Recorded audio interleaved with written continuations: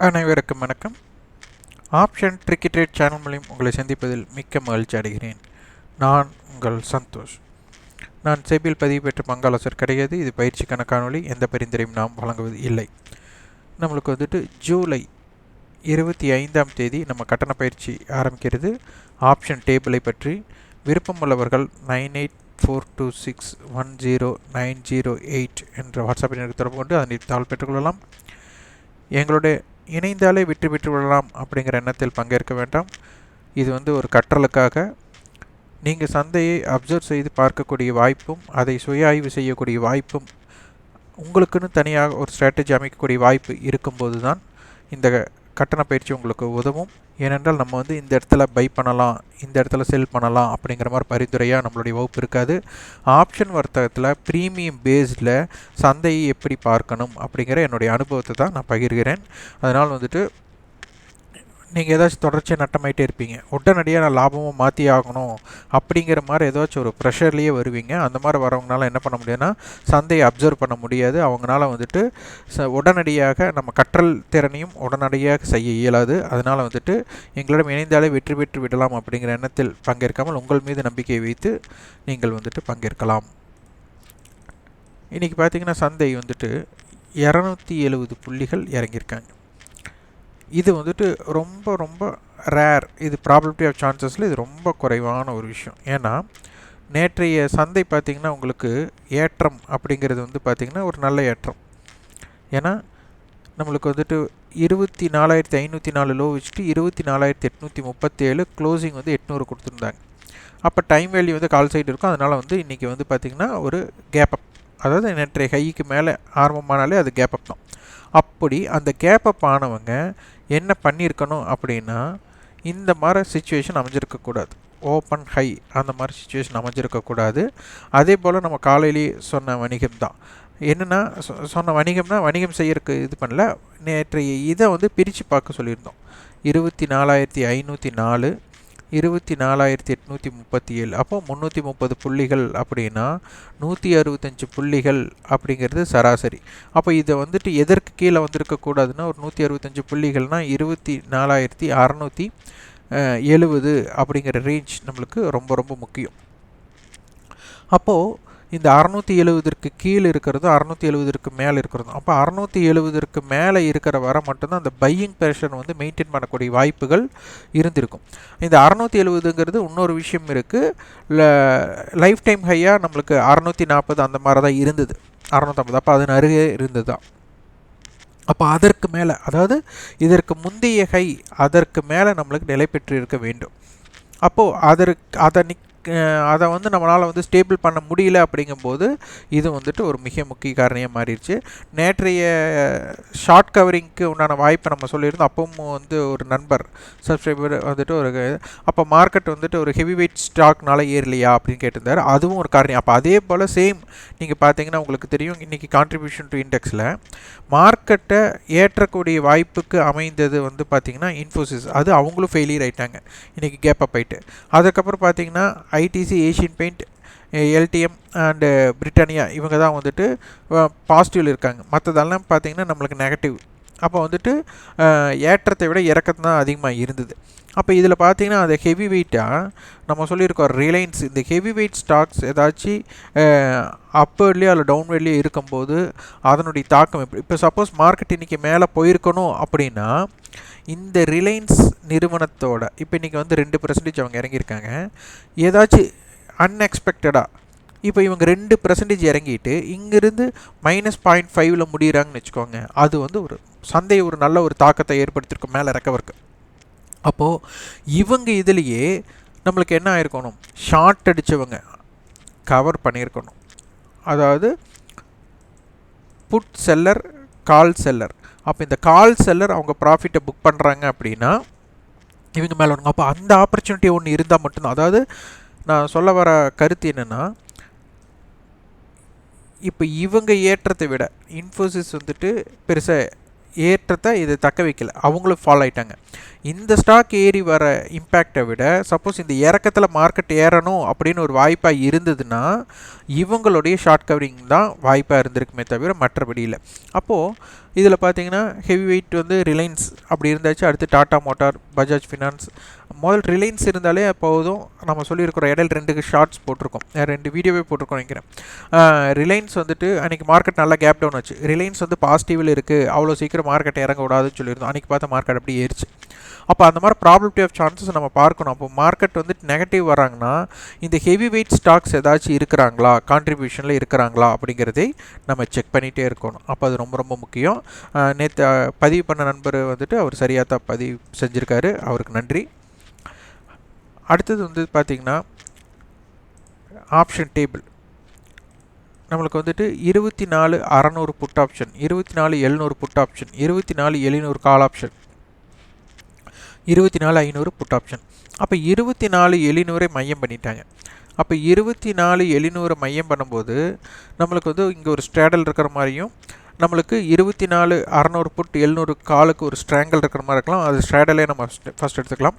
24,700 put option படி நம்மளுக்கு 178 ரூபாய் அப்படின்னா 24,522. 24,700 கால் 285 ரூபா, 300 ரூபான்னு எடுத்துட்டா 25,000 இந்த ஜோன். அடுத்தது இவங்க வந்துட்டு 348 ரூபா நம்மளுக்கு ஹை வச்சுருக்காங்க. அப்போ 350 அடிச்சுட்டா 24,350. இவங்க வந்து 305 ரூபா வச்சுருக்காங்க ஹை. அப்போ 25,005.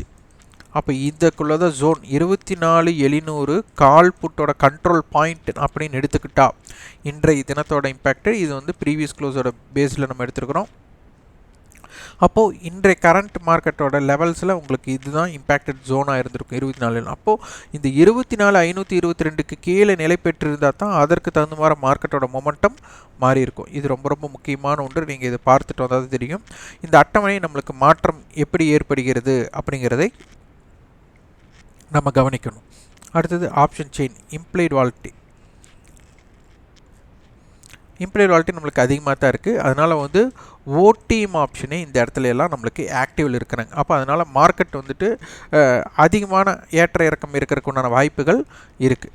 அப்போ மார்க்கெட் வந்து இப்போ பார்த்திங்கன்னா நம்மளுக்கு இருக்கக்கூடிய இடம் அப்படின்னு எடுத்துக்கிட்டால் 24,525 இருக்கிறாங்க. அப்போ நம்ம இந்த கண்ட்ரோல் பாயிண்ட்டுன்னு எடுத்துகிட்டா 24,500 கால் போட்டும் 24,550 கால் போட்டோட ஸ்ட்ரைக்ஸை நம்ம பார்த்துக்கலாம்.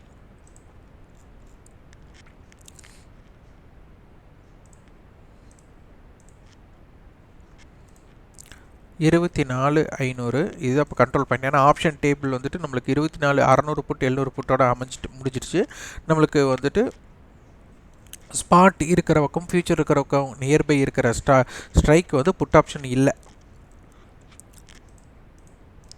அதனால் 24,500 கால் 420 ரூபா ப்ரீவியஸ் க்ளோஸ். இப்போ ட்ரேடிங் ப்ரைஸ் வந்து 248 போது இதுதான் நம்மளுக்கு அடுத்த நாளுக்கு ப்ரீவியஸ் க்ளோஸாக இருக்க போகுது. அப்போ 24,748 நான் எல்டிபி எடுத்திருக்கேன். ஆனால் இங்கே க்ளோசிங் ப்ரைஸும் செட்டில்மெண்ட் ப்ரைஸ் வந்ததுமே நீங்கள் அதுக்கு தான் கால்குலேட் பண்ணணும். 24,500 புட் 217 ரூபா. அப்போ 24,283. 24,500 கால் 435 ரூபா. 24,935. இவங்க 234 ரூபா. அப்போது 24,200 கழிச்சிட்டு 300. அப்போ 24,266 இந்த ஜோன். அப்போ 24,266, 24,800 மன்னிக்கணும் 24,283, 24,500, 24,748, 24,935 இதுதான் வந்து இவங்களுடைய கண்ட்ரோல் பிளேசஸாக இப்போ இருக்குது. அப்போ 24,550 அதையும் எடுத்துக்கலாம். 24,550 550 புட்டோட இப்போ 240 ரூபா. அப்போ 200 கழிச்சா 350, அப்போ 310. 24,310 காலோடது பார்த்திங்கன்னா 223 ரூபா. 24,773. அதே மாதிரி ஹை பார்த்தா இவங்களோடது 24,550 புட்டோடது 260 ரூபா. அப்போ 24,300. இவங்களோடது 400 ரூபா. அப்போ 24,950. அப்போ இந்த ஜோன் இம்பேக்டட் ஜோனாக இருக்கும். அப்போ 24,500, 24,550 இவங்களோட கண்ட்ரோல் பாயிண்டட் இதுதான். அடுத்து பேங்க் நிஃப்டி பார்த்தீங்கன்னா நிஃப்டி வந்துட்டு பார்த்தீங்கன்னா நம்மளுக்கு ஒரு கேப் அப் பண்ணிவிட்டு கீழே வந்தாங்க, நேற்றைய லோ பிரேக் பண்ணல. இவங்க வந்து என்ன பண்ணியிருக்காங்க, எஸ்டர்டே ஹை லோக்குள்ளே இருந்திருக்கிறாங்க. எஸ்டர்டே லோ பிரேக் பண்ணிவிட்டு அங்கேருந்து ஒரு 100 பாயிண்ட் இம்பேக்ட் பண்ணி நம்மளுக்கு முடிஞ்சிருக்கிறாங்க. அப்போது இது வந்துட்டு நிஃப்டியை கம்பேர் பண்ணும்போது பேங்க் நிஃப்டியோட இண்டெக்ஸ் ரேஷியோ ஷார்ட்டேஜ் நம்மளுக்கு இருக்குது. ஏன்னா நிஃப்டி 1% இறங்கியிருக்காங்க, பேங்க் நிஃப்டி வந்துட்டு 0.67 தான். அப்போ இண்டெக்ஸ் ரேஷியோ ஷார்ட்டேஜும் இந்த நேரம் இருந்திருக்காங்க. பேங்க் நிஃப்டியை பொறுத்தவரை ஆப்ஷன் டேபிளில் வந்து பார்த்திங்கன்னா 52,500 கால், 52,300 புட், 52,000 புட், 52,500 புட், 52,400 புட் எல்லாமே கண்டினியூஸாக புட் கொடுத்துருக்காங்க. அப்போ இதில் வந்து பார்த்திங்கன்னா நம்மளுக்கு மார்க்கெட் வந்து 52,500க்கு கீழேயும் 52,300க்கு கீழேயும் இருந்துட்டாலே உங்களுக்கு வந்துட்டு வாய்ப்புகள் வந்துட்டு சந்தைக்கு வந்து மல்டிபிள் ஹெட்ஜுங்கும் போது கீழே இறக்கிறதுக்கான வாய்ப்பாக தான் இருக்கும். ஆனால் அடுத்த டேபிள், இந்த டேபிள் அப்படியே கண்டினியூ ஆகணும்னா சந்தை வந்து நெகட்டிவ் சினாரியோவில் இருக்கணும். அப்போ இருந்தால் தான் இதற்கு வலிமை இருக்கும். அப்படி இல்லாத பட்சத்தில் நம்மளுக்கு ஒரு பாசிட்டிவ்லேயே இருக்கக்கூடிய பட்சமாக இருந்ததுன்னா சந்தை 52,500க்கு மேலே நிலை பெறக்கூடிய வாய்ப்பு இருந்தால் சந்தை ஏற்றத்திற்கு வாய்ப்பாகவும் அமைஞ்சிடும். ஆனால் இதற்கு வந்து நாளைக்கு வந்துட்டு ஆப்ஷன் டேபிள் வந்து கீழே ஏதாச்சும் ஓடி புட் ஆப்ஷன்ஸ் கொடுக்குறாங்களா அப்படின்னு பார்க்கணும். அதுக்கப்புறம் வந்து சந்தை வந்து நெகட்டிவ் சினாரியோலேயே இருந்தால் தான் இதற்கு வலிமை ஜாஸ்தியாக இருக்கும்.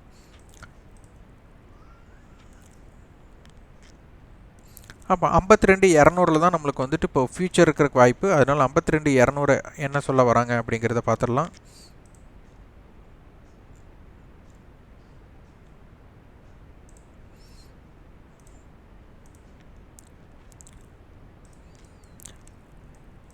$52,200 புட் ஆப்ஷன் ₹543. அப்போ 51,700 650 எடுத்துக்கலாம். 52,200 570 600 எடுத்துட்டா 52,800. அப்போ ஜோன், இந்த ஜோன் இம்பேக்டட் ஜோனாக பார்க்கப்படும். 52,200 புட் வந்து பார்த்திங்கன்னா ₹622. அப்போ ₹600 கழிச்சிட்டா நம்மளுக்கு 51,600. 52,200 வந்துட்டு ₹785 ஹை வச்சுருக்காங்க. அப்போ 700 அப்போ 52,900. அப்போ ₹800 வச்சுட்டாலும் கூட நம்மளுக்கு 53,000 ஒரு இம்பேக்டட் ஜோனாக பார்க்கப்படுகிறது. அப்போ இதோட இம்ப்ளைட் வாலிட்டி நம்ம பார்க்கணும். பேங்க் நிஃப்டியோடது, பேங்க் நிஃப்டி இம்ப்ளைட் வாலிட்டி ஜாஸ்தியாக இருக்குது, 22, 24. ஸோ மார்க்கெட் வந்துட்டு அதிக இம்பேக்டட் இருக்குது அப்படிங்கிறது, அதாவது ஏதோ ஒரு நியூஸ் பேஸ்டு நோக்கி போயிட்டுருக்கு அப்படிங்கிறது இந்த நம்மளுக்கு சொல்ல வராங்க. அப்போ அதனால் வந்துட்டு ஓடிஎம் ஆப்ஷன்ஸே நம்மளுக்கு வந்துட்டு ஆக்டிவில் இருக்கிறதுனால அவங்க டிகே நடைபெற்றதுக்கப்புறம் தான் ஐடிஎம் ஆப்ஷன் டிகேக்கு வாய்ப்பாக அமையும். அப்போ ஓடிஎம் ஆப்ஷன்ஸோட டிகேவை நீங்கள் நல்லா புரிஞ்சிட்டிங்கன்னா இந்த இடத்துல, ஏன்னா ப்ராபபிலிட்டி இங்கே இம்ப்ளைபிலிட்டி ஜாஸ்தியாக இருக்கும்போது தூரத்திற்குண்டான வாய்ப்பே அதிகமாக இருக்கும்போது என்னவாகும், நம்மளுக்கு ஐடிஎம் டிகே விட ஓடிஎம்மில் டிகே ஏற்படாமல் மார்க்கெட்டோட இம்பேக்டட் மாறாது அப்படிங்கிறத இதன் மூலியம் நம்ம பார்க்கலாம். அப்போ சந்தையை பொறுத்தவரை வந்துட்டு இம்ப்ளைட் வாலிட்டி கொஞ்சம் அதிகரிச்சிருக்கு. மார்க்கெட்டோட மொமெண்டம் அப்படிங்கிறது வந்துட்டு நல்லா இருக்கிறக்கு வாய்ப்பு இருக்கும். அதனால் கீழே மேலன்ட்டு இல்லை, எந்த வகைனாலும் மார்க்கெட் வந்து அந்த ட்ரெண்டுக்கு வாலிட்டிலிட்டி ஜாஸ்தியாக இருக்கக்கூடிய வாய்ப்புகள் உள்ளது. அதனால் நீங்கள் ஆப்ஷன் பையராக இருக்கிறீங்கன்னா உங்களுக்கு வந்து ஓடிஎம் ஆப்ஷன் ஆக்ஷனாக இருக்கிறதுனால உங்களுக்கு ஏதாச்சும் ஒரு ட்ரெண்டிங்கில் நல்ல ஒரு இம்பேக்டட் கிடைக்கிறதுக்கு வாய்ப்பாக இருக்கும். ஆனால் மார்க்கெட் ஏதாச்சும் ஒரு இடத்துல சைட்வேக்குள்ளே மாட்டிட்டாங்கன்னா டிகேக்குள்ளே போயிடும். அப்போ அந்த இடம் மார்க்கெட் இம்ப்ளைபிலிட்டி கம்மியாகிறாங்களா எச்சாகிறாங்களா, எந்த இடத்துல சைட்வே ஆகுது அப்படிங்கிறதெல்லாம் புரிஞ்சிட்டிங்கன்னா உங்களுக்கு எளிமையாக சந்தையை பார்க்கக்கூடிய வாய்ப்பு இருக்கும். அதனால் உங்களுக்கு வாய்ப்புகள் அதிகமாக இருக்குது. இம்ப்ளைபிலிட்டி ஜாஸ்தியாக இருக்கிறனால ஒரு டிகே ஏற்பட்டதுக்கப்புறம் ஒரு மொமெண்டம் பண்ணால் அது நல்லாயிருக்கும். இது ஆப்ஷன் பையர் வந்து அந்த நம்ம வந்து எந்தெந்த இடத்துல வர்த்தகம் பண்ணலாம் அப்படிங்கிறது நீங்கள் பிரித்து ஆய்வு செய்யுங்கள். இந்த காணொலி உங்களுக்கு பயனுள்ளதாக இருந்தால் லைக் பண்ணுங்கள், ஷேர் பண்ணுங்கள், சப்ஸ்கிரைப் பண்ணுங்கள். உங்களோட ஃபீட்பேக் கமெண்ட் பாக்ஸில் பதிவு பண்ணுங்கள். நன்றி, வணக்கம்.